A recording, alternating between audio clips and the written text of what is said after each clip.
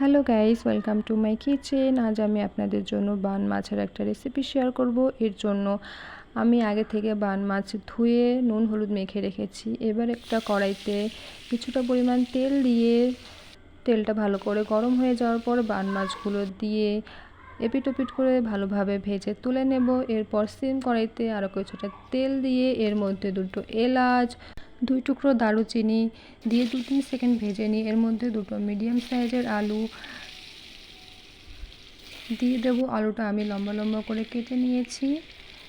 সামান্য পরিমাণ নুন আর হলুদ দিয়ে আলুটাকে 2 মিনিট ভালোভাবে ভেজে নিয়ে এর মধ্যে হাফ চামচ আদা বাটা,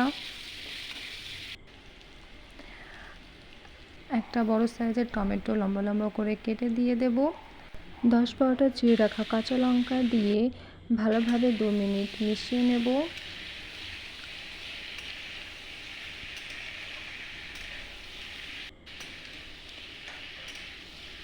দেখুন সব কিছু বেশ ভালোভাবে কষিয়ে নেওয়া হয়ে গেছে। এবার এখানে পরিমাণ মতন জল দিয়ে দেব।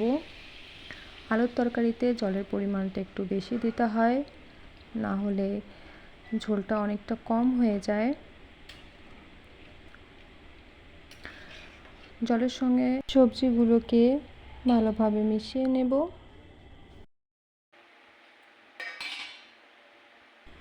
ঝোলটা ফুটে এলে এর মধ্যে আগে থেকে ভেজে রাখা মাছগুলো দিয়ে দেব।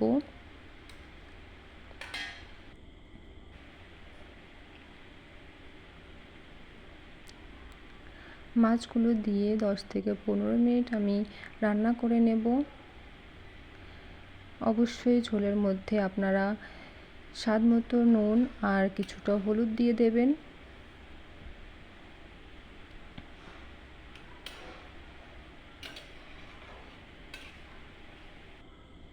দেখুন 10 থেকে 15 মিনিট পর আমার রান্নাটা হয়ে গেছে।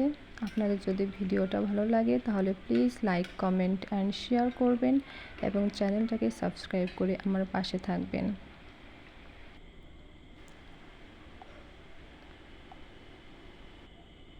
সকলে ভালো থাকবেন। Thanks for watching.